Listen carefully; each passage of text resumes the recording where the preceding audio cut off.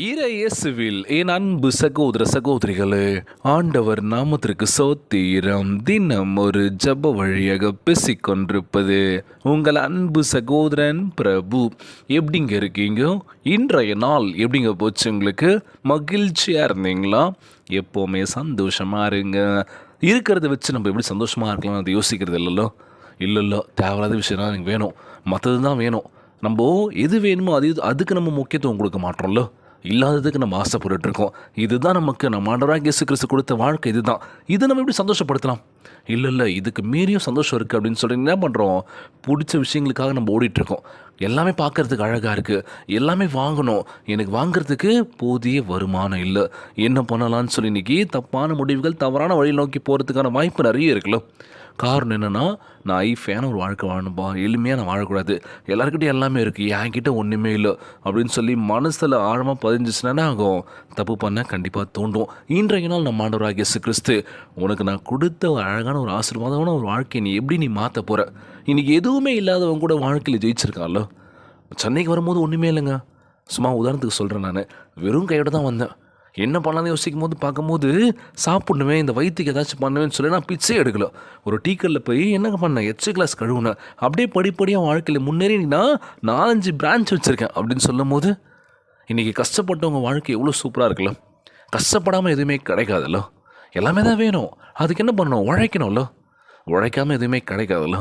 ஆனால் இன்றைய நாள் எல்லாம் நினைக்கிற விஷயம் என்னென்னா, உழைக்காமல் நம்ம எல்லாம் வேணால் பண்ணலாம். திருடலாம், கொள்ளடிக்கலாம், அவங்க எதனா வச்சுருந்து பிடிங்கின்னு ஓடிடலாம். நிறைய விஷயங்கள் தோணுதில்ல. இன்னைக்கு எத்தனையோ இளைஞர்கள் தப்பான வழியை நோக்கி ஓடிட்டுருக்காங்கல்ல. காரணம் என்னென்னா, போதிய வருமானம் இல்லை. என்ன பண்ணுறதுன்னு தெரியல. நான் இது மாதிரி பண்ணிட்டேன், மாட்டிட்டுக்கப்புறம் சொல்கிற விஷயம் இது தான். வீட்டில் ரொம்ப கஷ்டம், நான் அதெல்லாம் பண்ணிட்டேன், நான் மன்னிச்சிருங்க அப்படின்னு சொல்லி. ஸோ வாழ்க்கையை நம்ம கூர்ந்து கவனித்து நம்ம கரெக்டான ஒரு பாதை நோக்கி போனோம் அப்படின்னா நிச்சயமாக வெற்றி கிடைக்கும். ஆனால் எடுத்துமே நம்ம ஜெயிக்கணும்னு நினைக்கிறோம்ல. ஜெயிக்கணும் அப்படின்னா அதுக்கான உழைப்பை போட்டால் ஜெயிக்கலாங்க. அதனால் தப்பான வழி நோக்கி போகாது. இன்றைய நாள் நம்ம ஆண்டவராகிய இயேசு கிறிஸ்து, இந்த உலகம் நீங்கள் விதைப்பதை கிடைக்கும் என்று கூறலாம். நீ என்ன நினைக்கிறியோ கண்டிப்பாக அது கொடுக்கும் அப்படின்னு சொல்லலாம். ஆனால் கையில் எதுவுமே இல்லாத நிலையில் விதைக்கும் போது கூடைகள் மிகுந்தபடி நம்ம ஆண்டவராகிய இயேசு அதை பெருக பண்ணுவார்.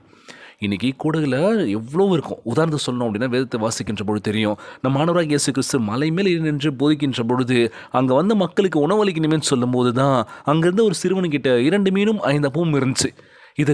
அதை வந்து என்ன பண்ணார்னா, கொண்டு வர சொல்லு அப்படின்னு சொல்லி கொண்டு போனாங்க. போனதுமே அவருடைய மகிமையினால் அற்புத விதத்தினால அந்த 5000 பேரும் உணவு அளித்தாங்கள. உணவு மகிழ்ச்சியாக உண்ணாங்கள. அவங்க உண்ணும் மீதி உணவு இருந்துச்சுல்ல. எவ்வளோ ஒரு அற்புதமான ஆசீர்வாதம் இல்லை இது. உங்ககிட்ட எது இருக்கோ அது கண்டிப்பாக கொடுத்து உதவேன். அது சின்னதாக இருக்கட்டும். 10 ரூபா கொடுக்குறியா, கண்டிப்பாக கொடு, மனசாராக கொடு. எவ்வளோ இருக்க கொடுத்து உதவு, அது ரெட்டிப்பாக நம்ம ஆண்டவராகிய இயேசு கிறிஸ்து கொடுக்க போகின்றார். மகளே மகனே கலங்காத, நீ என்ன செய்கின்றாயோ அதே தான் அறுவடை செய்ய போகின்றார். நல்லது நினைக்கிறியா, உன் வாழ்க்கை எப்போவுமே நல்லதாகவே நடக்கும். நீ கெடுதல் நினைக்கிறியா, உன் வாழ்க்கை கெடுதல் நடக்கும் அப்படின்னு சொல்லுவாங்க. இன்றைய நாள் ஜெபம். உலகில் வாழ்கின்ற எல்லாருக்கும் நம்ம ஜெபிக்க போகிறோம். உன் வாழ்க்கையை செழிக்க பண்ண போகின்றார். தண்ணீர் பாய்ந்த ஒரு இடத்த கொண்டு போய் உங்களை விட போகின்றார். இன்றைக்கி வறண்டு போய் கிடக்கல, உங்கள் வாழ்க்கை தண்ணீர்னால் நிரப்பப்பட போகின்றது. ஆசீர்வாதத்தை ஊற்றப் போகின்றார். ஜபத்திற்குள்ளாக பயணிப்போமா? எங்களை மிகவும் அதிகமாய் நேசிக்கின்ற அன்புள்ள ஆண்டவராகிய இயேசுவே, இன்றைய நாள் வாக்குறுதி வசனத்திற்காக நன்றி ராஜா.